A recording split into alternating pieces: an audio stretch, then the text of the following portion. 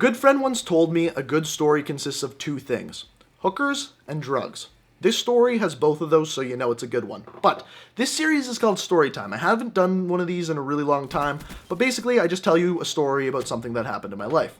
So, if you enjoy this kind of video, it would be great if you could leave a like rating. I don't do a ton of them, so if you want to see more of them, the way to tell me is by leaving a like rating on this video, and in turn, it'll tell me that you want to see more of them. So, the more likes I get, the more likely I am to make more of these videos. Now, this story is probably one of the best. Like I said, hookers and drugs, so where can you go wrong? By the way, if you've never seen behind the green screen, this is kind of what you're missing out on. It's Melissa's desk. It's really not that exciting. So, the story. The thing you need to know about this story is it doesn't take place anywhere near where I live. It takes place in a city called Montreal. Now, if you don't know what Montreal is, it's a city in Quebec. Quebec is a French-speaking province in Canada that the legal drinking age is 18 instead of 19 like the rest of Canada. Why is that important? Because there's a lot of parties there. So, reason number one why Montreal is important is because there's a ton of parties. Reason number two, strippers everywhere. That's all you need to know about Montreal. So, we decide to go down there from a Thursday to a Sunday. This story happens to take place right on the Thursday. So, we get down to Montreal, and it took us about 8 hours to get there. We get there, we unload our bags, we find a grocery store, because there you can buy beer in grocery stores. Here in Ontario, you cannot buy beers in grocery stores. I know in the States you can, you don't have to rub it in. That's beside the point. We get our beer, we unload our bags, we're ready to go out. We grab a bite to eat right on the corner of a street called St. Catherine Street. So if you don't know anything about Montreal, the main downtown of St. Catherine Street, the main strip is called St. Catherine Street. There's two halves to it. The heterosexual half, the homosexual half. Just the way it's designed. Our hotel was right on the corner, right in the middle of that. So we go out for dinner, and after dinner, we just decide to explore. We want to see where we're going that night, so we start walking down one half of the street. We don't know, we're walking down the wrong half of the street. As we go down, we see more and more and more guys. We're like, why is there so many? Like, I haven't seen a girl in like 15 minutes. What is going on? Further we go down, we start to see rainbow flags. We start to see all of this stuff, and we start getting some really weird looks. Some looks I've never got looked at quite that way before. So as we're walking down the street, I look at them and I'm like, we're in the wrong half of town. And like all of a sudden we're starting to question whether we booked our hotel in gay town or whatnot. And so we start walking the other way, and then we figure it out. We're like, oh right, okay. Gay half, straight half. We've got it figured out now. So we figure it out, we get our bearings, and we decide where we're going that night. Someone told me that it's actually a good idea to go to this pub there called Sir Winston Churchill. They were very, very right. This pub was fantastic. So what it was a pub, and then at like 11 p.m. switched over into like this dance club kind of thing. Fantastic. $3 beers, $3 Jaeger bombs. In Canada, that is freaking fantastic. So we decided to go there. We start talking to Alex. Alex is our bartender. He's a bro. He tells us where to go. He's like, you know what? You don't even want to be at this pub right now. If I'm being honest with you, you don't even want to be here. What you want to do, you want to go out, hit the titty bars, because that's what the French people call strip clubs for some reason. They're just strip clubs to me, but French people call them titty bars. It's like, go out to the titty bars, have a good time, explore the city, come back here around 11:30, this place will be bumping. We're like, all right, for $3 beers, $3 Jaeger bombs, we'll be back at 11:30. I'm like, are we going to have to pay cover again? He's like, no, tell them you know Alex. I'm like, Alex, you're my man. So we go out, we may have explored a few establishments, but that's not part of the story. We get back to this place at 11:30. He was right, it's bumping. We get in there, we're like, Alex, we know Alex. The bouncer, like, give me a second. He goes and talks to Alex. Alex waves at us, we wave at Alex. It's good to go. We get in, it's a great time. $3 beers, $3 Jaeger bombs all night long. It turns into one hell of a night. This is where the story gets a little weird, and I will preface this by saying, do not do anything I do in this story. Absolutely nothing. Do not do it. That's all I have to say. When we get out of the bar, it's maybe 2:30, 3 in the morning. I decide it's a good idea for some reason to just sprint down the street, thinking that my friends are going to come with me. Like full-on sprint, Usain Bolt, it's the middle of the Olympics, I have to go kind of sprint. And of course, they didn't follow me, but me being an idiot and maybe a slight bit drunk, I think it's a good idea. So I go bombing down this street, manage not to trip or knock anyone over, but I turn around thinking that they're going to be behind me. They're not behind me.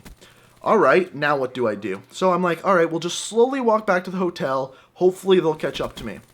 Hint, they didn't catch up to me. I keep walking down the street, and I get to this corner, the light turns red, I have to stop, and so this girl reaches out and grabs my arm and says, "Hey honey, wanna have a good time?" I don't know if she was a tranny, I'm making her sound like a tranny, and I'm like, no, you know what, I'm good. This girl looked a little bit junky, you could kind of tell she may have been a little bit homeless, you know, like really frazzled hair.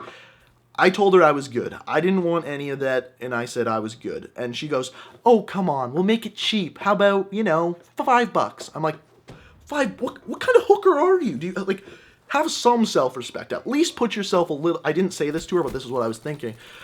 She goes and says, $5. I'm like, I don't have $5. I don't want anything. She continues to pull my arm into, like, this back alley, and I'm like, I don't want anything. And she's like, "Fine, honey, we'll do it for free." And I'm like, what kind of hooker are you?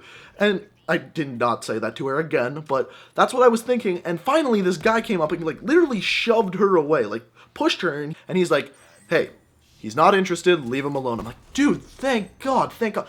Me being a little drunk didn't realize that this guy was also homeless, but thank God he was not a hooker.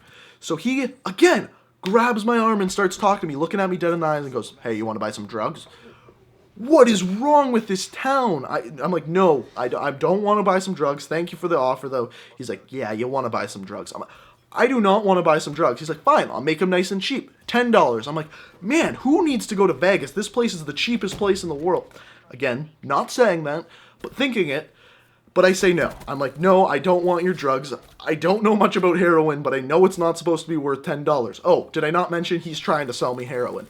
At this point, I just need to get the hell out of here. And he goes, "Yeah, you need to buy this. I need the money." At this point, he pulls out a vial. This vial looks like kind of thick whiskey is the only way I can compare it. I don't know anything about heroin. I don't know if that's what it's supposed to look like. All I know is I didn't want this and I wanted to get the hell out of there. So I tell him, "You know what? I don't have any money. Like, I need to get out of here." He's like, "I need the money. Just take the drugs and give me whatever money you have." I'm like, "I'll tell you what. I'll give you whatever money I have left in my wallet and you can keep the drugs."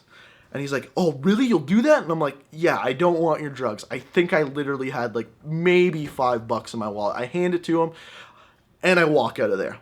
Me being drunk, I think I need to be some sort of vigilante to take care of business. So I see a cop car.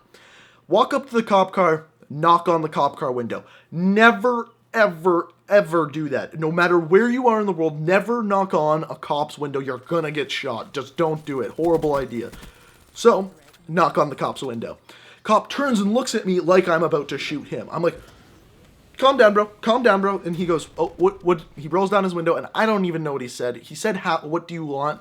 In French. I couldn't recreate it. I look at him and I go, "There's a guy over there. He's on the corner. You probably want to take care of him. He's trying to sell people heroin. There's also a hooker. He stopped the hooker."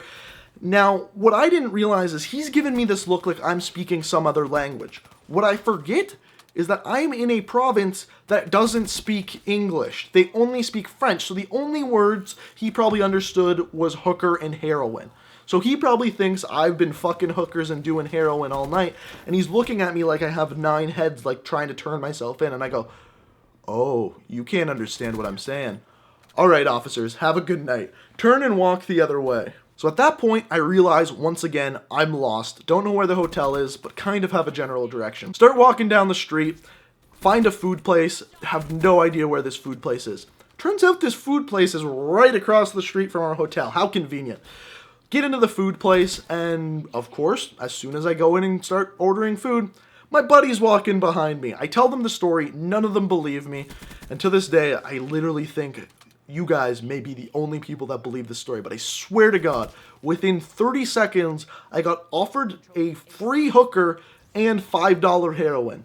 Didn't think it existed. Turns out Montreal is cheaper than Vegas. But weirdest story that's ever happened to me. Absolutely insane. And I suggest doing absolutely nothing I did in this story. But if you guys enjoyed the story, it would be fantastic if you'd leave a like rating. It would let me know that you want to see more videos like this. I love making videos like this, telling you guys stories that have happened to me in the past. And if that sounds like something that's interesting to you, please leave a like rating. It would be fantastic. So thank you so much for watching. I love every single one of you guys. Check out my Twitch, Twitter, all of that stuff down in the description. If you're new to the channel, I upload new Call of Duty videos every single day of the week.